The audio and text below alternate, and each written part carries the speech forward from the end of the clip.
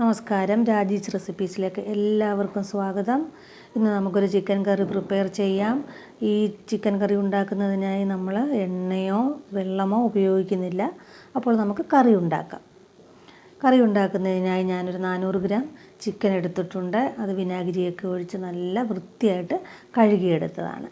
ഇതിലേക്ക് നമുക്ക് ആവശ്യത്തിനുള്ള ഉപ്പ് പൊടി ചേർത്ത് കൊടുക്കാം. അതിനുശേഷം ഏകദേശം ഒരു 1/2 ടീസ്പൂൺ മഞ്ഞൾപ്പൊടി ചേർത്ത് കൊടുക്കാം.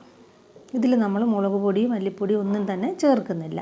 ഒരു വലിയൊരു കഷ്ണം ഇഞ്ചി ചതച്ചത്, ഒരു 7-8 വെളുത്തുള്ളി ചതച്ചത്, 8-10 നല്ല വേരുള്ള പച്ചമുളക്, 2 ഇടത്തരം സവാള, ഒരു വലിയ തക്കാളി, ഇത്രയും ചേർത്ത് നമുക്ക് നന്നായിട്ടൊന്ന് തിരുമ്മി യോജിപ്പിച്ച് കൊടുക്കാം. ഇതിൽ നമ്മൾ വെള്ളമോ ഒരു തുള്ളി എണ്ണയോ ചേർക്കുന്നില്ല. ഇനി ഇതിലേക്ക് 1 ടീസ്പൂൺ കുരുമുളക് ചതച്ചത് ഇട്ട് കൊടുക്കുക. അതിനുശേഷം വീണ്ടും നന്നായിട്ട് തിരുമ്മി യോജിപ്പിച്ച് കൊടുക്കുക. ഇതെൻ്റെ പ്രവാസിയായ ഒരു സുഹൃത്താണ് ഈ റെസിപ്പി എനിക്ക് പരിചയപ്പെടുത്തി തന്നത്. ചെറിയ തീയിൽ വെച്ച് വേണം ഇത് പ്രിപ്പയർ ചെയ്ത് എടുക്കാൻ. ഇനി നമുക്ക് ഇത് അടുപ്പിലേക്ക് വെക്കാം. ഇനി ഇരുന്നൊന്ന് വെന്ത് വരട്ടെ. അടച്ചു വെച്ച് കൊടുക്കാം. കുറച്ച് സമയം കഴിഞ്ഞു. ഇതിന് നമുക്ക് ഈ അടപ്പൊന്ന് തുറന്ന് നോക്കാം. കണ്ടല്ലോ, വെള്ളം ഒന്നും ഒഴിച്ചിട്ടില്ല, പക്ഷേ ഇപ്പം നികക്കെ വെള്ളമായിട്ടുണ്ട്. ചിക്കനിൽ നിന്നും ഇറങ്ങിയ വെള്ളമാണിത്. കണ്ടല്ലോ.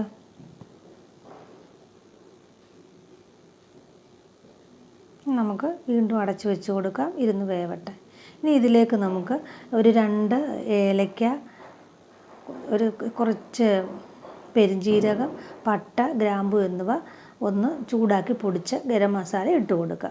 കുറച്ച് കറിവേപ്പിലയും കൂടി ഇതിനേക്ക് ചേർത്ത് കൊടുത്ത് നന്നായിട്ടൊന്ന് ഇളക്കി യോജിപ്പിച്ച് കൊടുക്കാം. ഇനി ഇതിലേക്ക് കുറച്ച് ഇഞ്ചി വെളുത്തുള്ളി ചതച്ചതും കൂടി ചേർത്ത് കൊടുക്കുക. ഈ സമയത്ത് ഇതിട്ട് കൊടുത്താൽ ഇത് നല്ലൊരു മണവും രുചിയും ചിക്കൻ കറിക്ക് കിട്ടും നമുക്ക്. കണ്ടല്ലോ, എണ്ണയൊന്നും ഒഴിച്ചില്ല, പക്ഷേ ചിക്കനിൽ നിന്നും ഇറങ്ങിയ എണ്ണ വെള്ളം ആണിത്.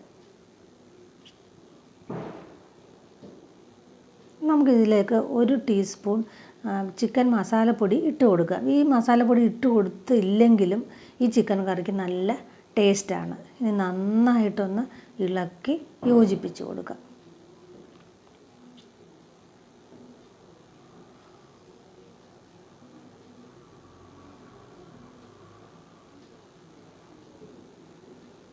ഇനി ഇതിലേക്ക് നമുക്ക് കുറച്ച് കുരുമുളക് ചതച്ചത് കുറച്ചുകൂടി ഇട്ട് കൊടുക്കുക. എരിവ് പോരെങ്കിൽ കുരുമുളക് പൊടി ഇട്ട് കൊടുക്കുക. നന്നായി ഇളക്കി യോജിപ്പിക്കുക. ഉപ്പ് പോരെങ്കിൽ ഈ സമയത്ത് ചേർത്ത് കൊടുക്കുക.